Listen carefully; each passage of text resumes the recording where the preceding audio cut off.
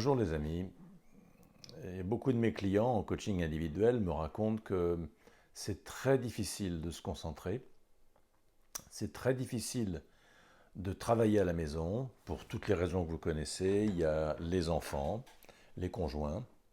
L'air de rien, ça demande beaucoup de soins, de temps. Il y a la bande passante du réseau qui n'est pas constante, qui n'est pas idéale. Il y a le fait que l'ambiance n'est pas au travail. Il y a tout de même une sorte d'anxiété planétaire. On est quand même dans un confinement international et il y a un certain nombre de questions qui se posent. Même si on ne se les pose pas explicitement, on se les pose implicitement. Elles sont là, elles nous taraudent. Pourquoi tout ça? Et jusqu'où ça va aller? Et comment est-ce qu'on va s'en relever économiquement? Et est-ce que mes proches ou moi-même allons être atteints par le coronavirus? Est-ce que derrière ce virus, il n'y aura pas encore d'autres choses? Parce que depuis le temps qu'on nous dit, à force de cracher en l'air, ça va bien finir par tomber, eh bien ça y est, c'est en train de retomber. Alors on se dit, oui, bah attends, c'est peut-être pas nous et les pollutions qui avons généré le virus. Mais on n'en sait rien, justement. Et puis, si on n'a pas généré ce virus, quels sont les autres trucs auxquels on se disait, oh bah, on le sait, c'est logique, ça va arriver, mais bon, pas tout de suite. Espérons que ce sera que dans 20 ans. Malheureusement, on n'aimerait pas que ça arrive à nos enfants, mais on aimerait encore moins que ça nous arrive maintenant. Alors du coup, on préfère que ça arrive plus tard. Voilà. Mais, et puis alors, on se dit, voilà, je continue à vivre comme avant. Sauf que là maintenant, il y a quelque chose qui se passe maintenant et qui nous atteint au niveau du porte-monnaie, au niveau de la vitalité et au niveau de l'affectif.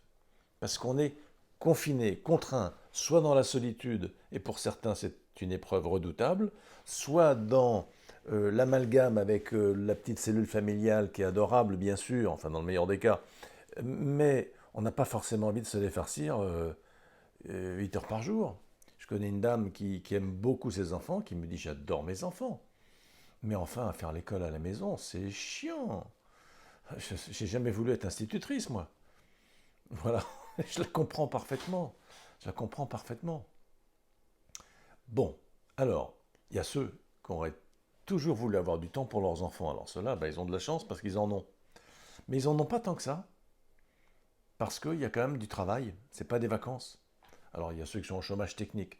Mais pour ceux-là, alors certes, c'est un peu plus proche des vacances, mais il y a quand même une sacrée inquiétude. Combien de temps ça va durer? Comment on va s'en sortir? Comment la boîte va faire face à, à ce tremblement de terre inédit, qui n'est pas que celui de notre boîte, qui est celui de tout notre secteur d'activité, de tout notre pays, de toute notre humanité sur cette planète. Tous les équilibres sont complètement déstabilisés. Alors comment est-ce que moi, pauvre petit bonhomme, pauvre petite bonne femme, j'aurais une stabilité vitale et émotionnelle dans ce contexte global d'incertitude et de grands chambardements? Voilà. Néanmoins, à cette question, il faut bien trouver une réponse. Et il y a des réponses pragmatiques.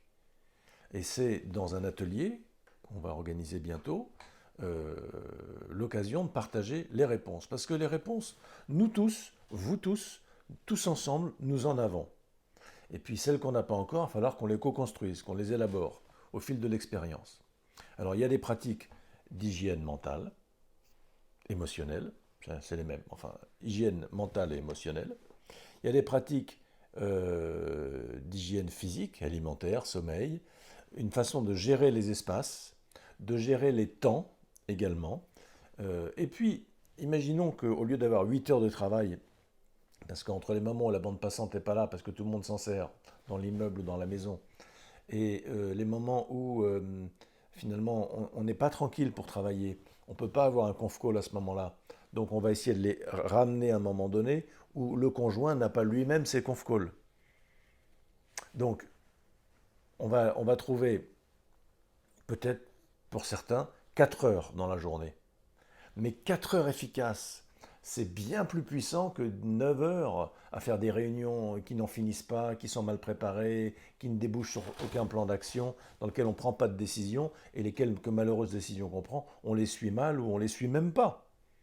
Donc 4 heures de vrai boulot, bien concentré, bien efficace, où on est en contact avec les personnes qu'il faut, le temps qu'il faut, et pas davantage, C'est juste génial, si vous réfléchissez bien.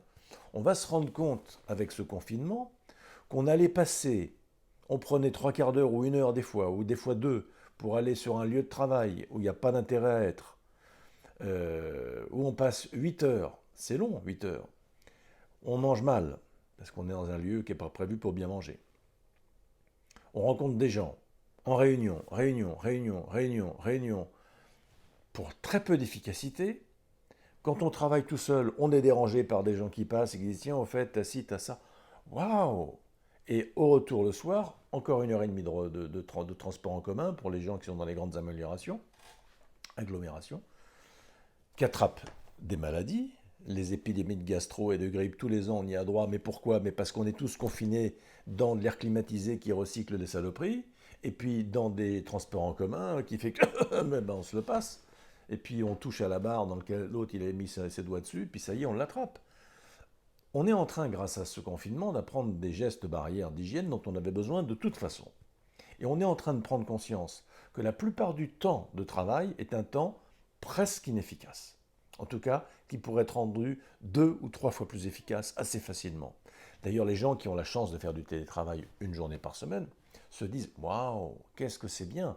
Moi, par exemple, je prends le train parfois pour aller en mission chez mes clients. Mais les 2 heures de TGV, par exemple, c'est un temps où j'ouvre mon ordinateur, j'ai pas d'appel, je travaille hyper concentré. Je travaille à la vitesse du TGV. Je suis sur des rails. Et ben, le télétravail, c'est ça. Si on n'est pas embêté par toutes sortes de configurations qui ne permettent pas la concentration, c'est l'occasion d'une excellente concentration. Et on peut faire en 2 heures ce que des fois on n'arrive pas à faire en toute une journée. Alors dans le premier atelier, sur les routines à mettre en place, sur les règles d'hygiène de vie personnelle en termes vital, également mental et émotionnel, mais aussi professionnel, on va partager ces bonnes pratiques pour que vous puissiez être 2, 3, 4 fois plus efficace que d'habitude. Peut-être aussi 2, 3, 4 fois en meilleure santé que d'habitude, parce que vous n'êtes pas fatigué par toutes ces rencontres, ces discussions presque improductives, par tous ces temps de transport qui sont fatigants, pénibles, fastidieux, désagréables, etc. Alors, il y a d'autres désagréments aujourd'hui, mais il n'y a pas que des désagréments. Et surtout, vous gagnez infiniment du temps. Et finalement, vous êtes chez vous, vous n'êtes pas non plus si mal que ça. Vous êtes avec les gens que vous avez choisis, vos enfants, vos parents, enfin, on ne choisit pas ses enfants ni ses parents, mais enfin bon, on est physiologiquement induit hormonalement à les aimer. Et puis votre conjoint, votre conjointe, vous l'avez probablement choisi, même si maintenant ça a changé et que vous avez peut-être du mal à le supporter, c'est possible. Mais enfin, c'est votre liberté que de gérer vos espaces et que de changer votre regard sur l'autre. Au lieu de dire ah là là, sale tête, je ne suis pas content de le voir, mais changez votre regard. Portez donc un regard positif sur la vie, sur vous-même, sur la situation et sur l'autre. Et vous allez voir comme la vie est belle et agréable, malgré le confinement qui n'est pas non plus une punition épouvantable. On n'est pas en train de vous torturer.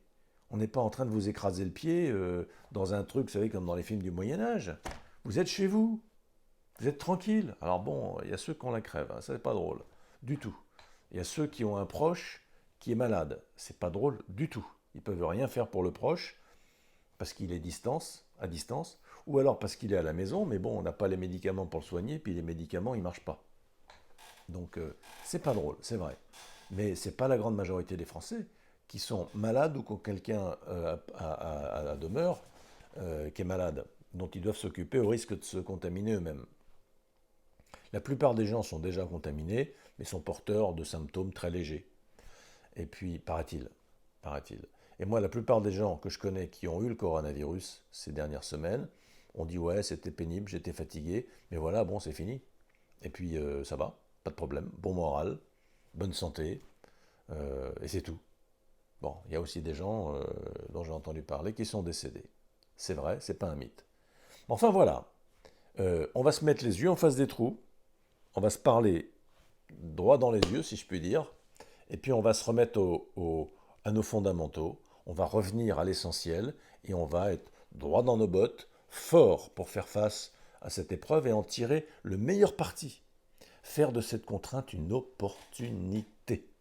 Voilà. À bientôt les amis.